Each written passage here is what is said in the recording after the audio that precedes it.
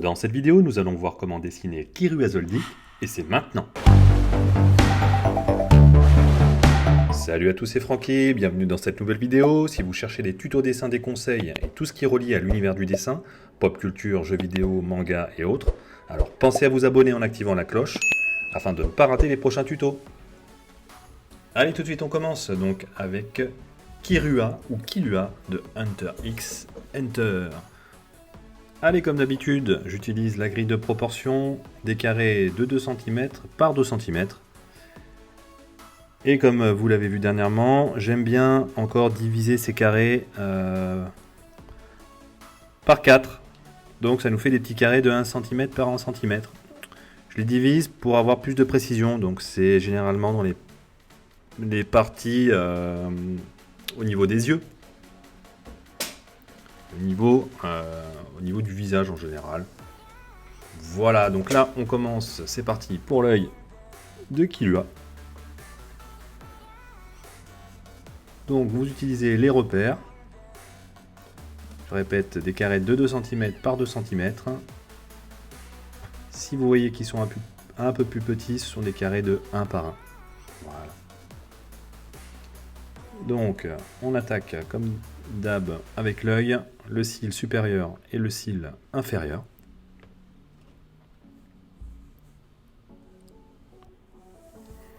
Voilà, donc là je dessine l'iris avec son reflet. Le petit cercle là, c'est le reflet. À l'intérieur, comme d'habitude, la pupille. La partie, voilà, en noir. La partie supérieure de l'iris est légèrement sombre, plus sombre. Hein, c'est la paupière supérieure qui projette toujours de l'ombre sur cette partie-là. Voilà, le cil supérieur. Et on a déjà un œil. Là, je viens commencer par tracer le sourcil avec la paupière supérieure qui commence à se dévoiler ici. Voilà, la paupière supérieure. Et donc, on a un premier œil de Kirua.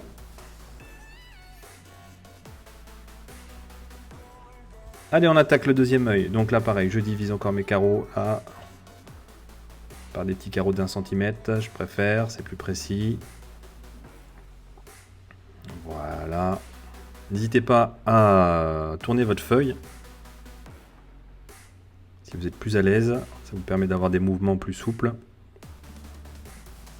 Petit coup de gomme là avec la gomme mono 0 pour améliorer l'arrondi. Donc vérifiez bien que votre œil est bien symétrique à l'autre. C'est pour ça que j'ai mis un petit coup de règle de temps en temps. Et même process de l'autre côté.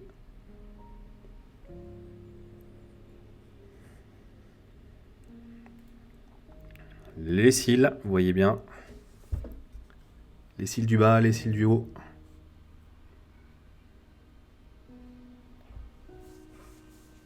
Voilà, l'iris toujours. La pupille. Donc faites attention, faites en sorte que la pupille ait la même taille que l'autre œil. Et là, vous venez placer donc le petit reflet à ce niveau-là. Voilà, et vous pouvez l'éclaircir bien avec la gomme mono 0. Voilà, gomme mono 0, ça vous permet d'avoir un gommage de précision. C'est toujours important. Là, je noircis donc la pupille. Je vérifie qu'elle est bien de la même taille que l'autre. C'était pas le cas, donc je l'ai rétréci un petit peu. Donc important la symétrie là. Et donc là, la partie, l'ombre, toujours sur la partie supérieure de l'iris.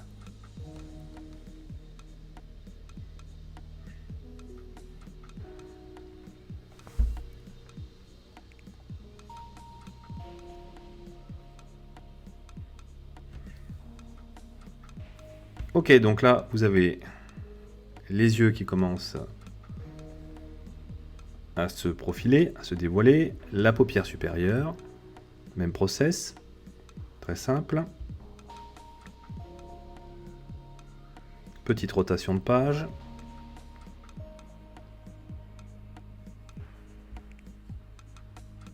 Donc à ce stade, on est toujours dans le croquis.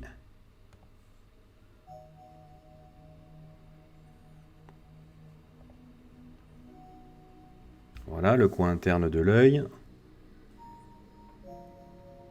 Les paupières inférieures, voilà. Et on va attaquer le nez. Donc là, mon petit carré, je le divise en 4 pour avoir plus de repères.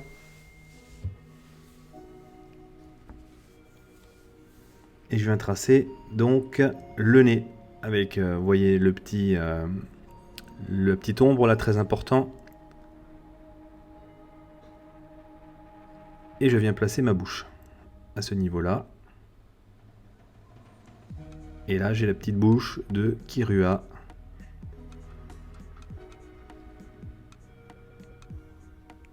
Qui apparaît.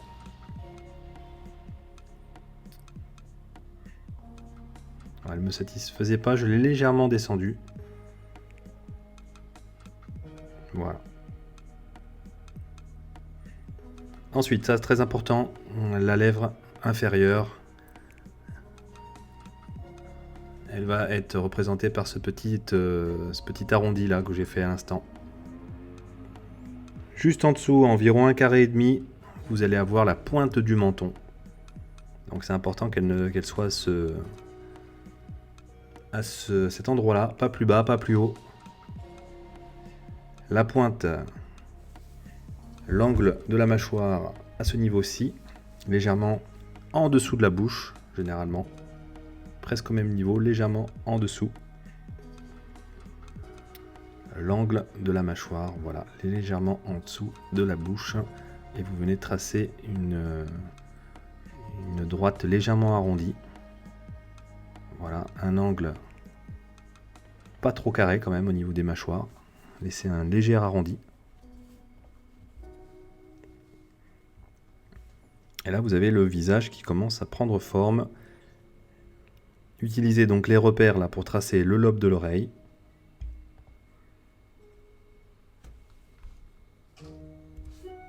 Avec le détail de l'intérieur de l'oreille. Pas de difficulté à ce niveau-là.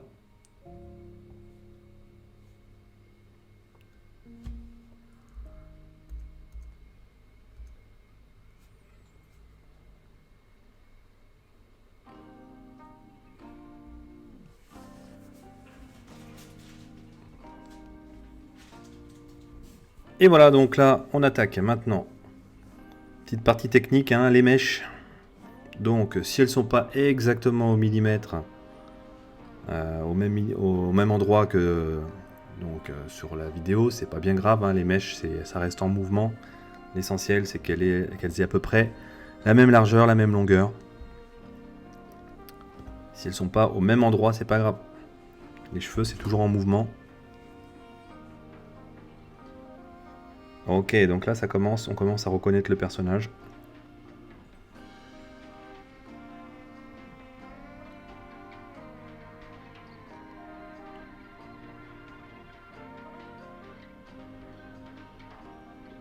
Alors on pourrait s'aider d'une règle légèrement arrondie, il en existe.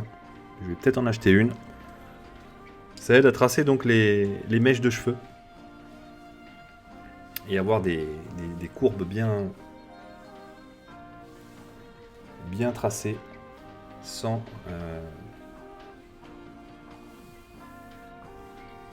accroc.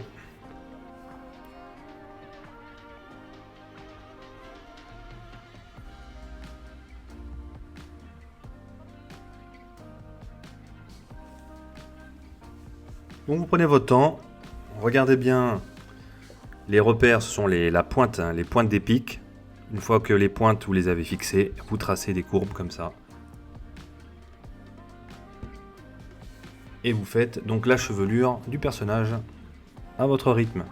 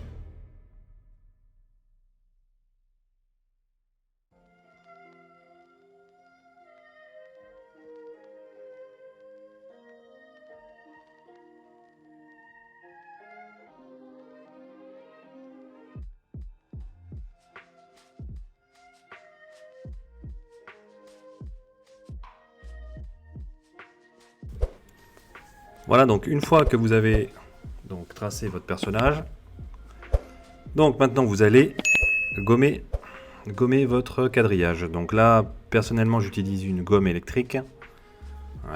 Vous avez d'autres choix. Vous pouvez utiliser une gomme normale aussi. Une gomme normale fera l'affaire. Il vous faut quand même une gomme de précision, hein, une gomme mono 0 pour les parties, les petites parties précises.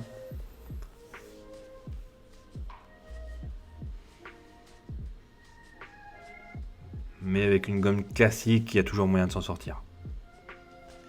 Mais important, vous aurez besoin quand même de la gomme mie de pin qui va vous permettre d'enlever toutes les traits superflus,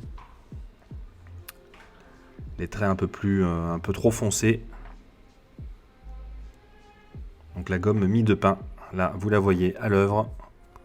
Vous allez voir, donc là les gros traits là un peu trop marqués vont disparaître par magie. Vous voyez, vous tapotez et ça va retirer donc l'excédent. Vous voyez, c'est ça. C'est comme de la pâte à modeler à peu près, un peu collante.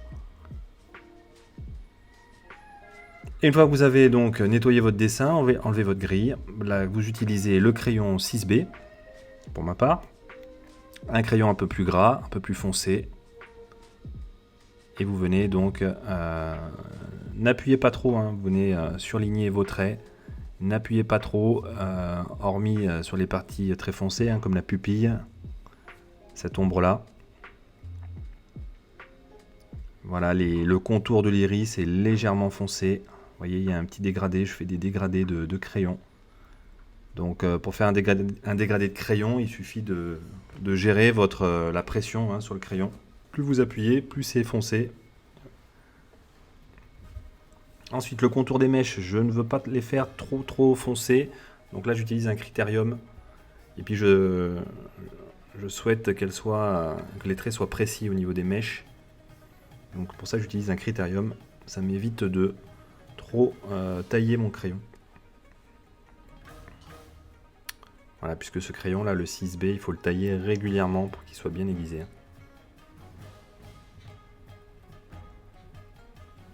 Voilà, l'iris, le deuxième iris, les contours légèrement plus foncés, toujours pareil, même process. La partie supérieure bien ombragée, l'iris, la pupille, vous pouvez bien appuyer. Voilà, les ombres. Petit dégradé de gris. Voilà, on vient gommer très légèrement. Et donc au critérium, pour la précision, je viens faire les mèches. Voilà, je nettoie là avec la petite gomme 0, là, les traits superflus, pour que ça soit bien propre.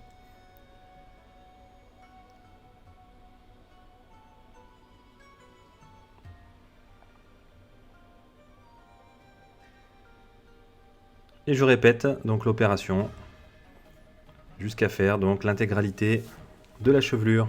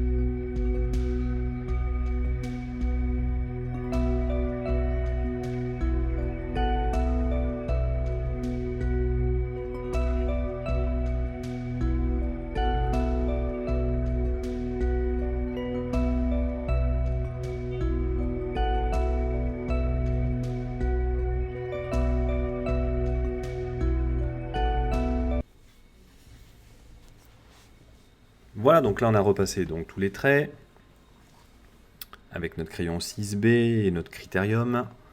On va maintenant apporter des ombres et les dégradés. Donc là j'utilise une estompe.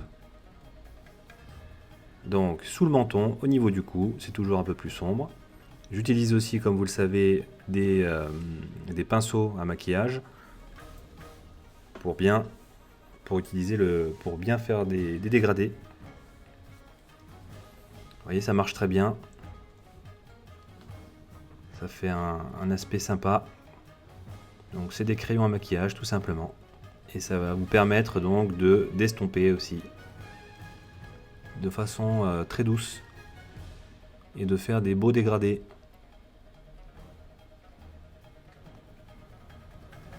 Voilà, c'est ça la technique, les petits dégradés au crayon à maquillage, les petites ombres.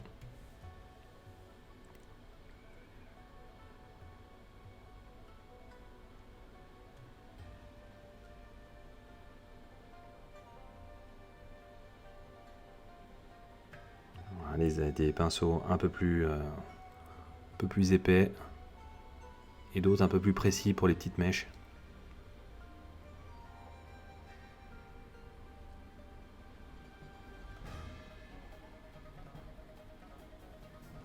Voilà, la petite lèvre là, ça permet de montrer, de faire ressortir l'épaisseur des lèvres. Tout de suite, dès que vous mettez un petit peu d'ombrage, ça fait ressortir un peu les volumes et ça donne de la vie. Tout ce qui est ombrage et lumière. Là, j'appose avec la gomme Mono 0 donc les zones de lumière. Donc je viens préciser là le contour des ombres.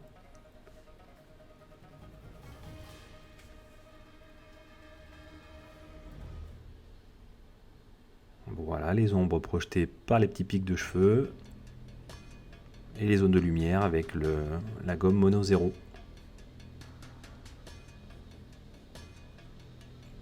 Voilà, là, on vient enlever donc les parties de gris excédentaires.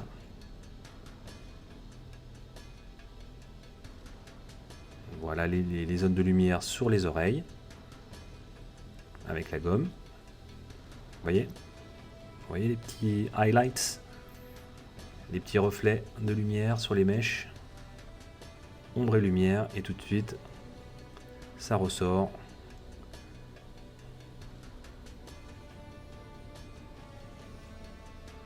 Voilà, donc là vous continuez le même process sur chaque mèche de cheveux et vous venez peaufiner tranquillement.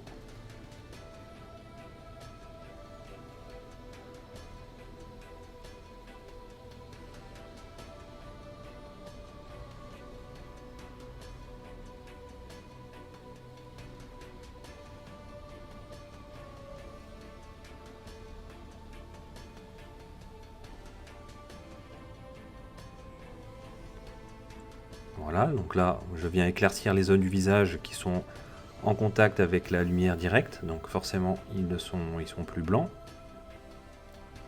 plus clairs, donc c'est pour ça que je gomme ces parties-là.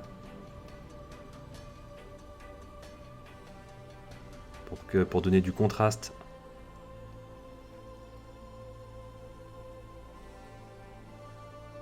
Voilà, c'est déjà pas mal. Donc maintenant je viens faire mon petit contour, nettoyer mon petit contour. Déjà je fais les bordures à la gomme Mono 0 et je viendrai finir de gommer avec une gomme classique.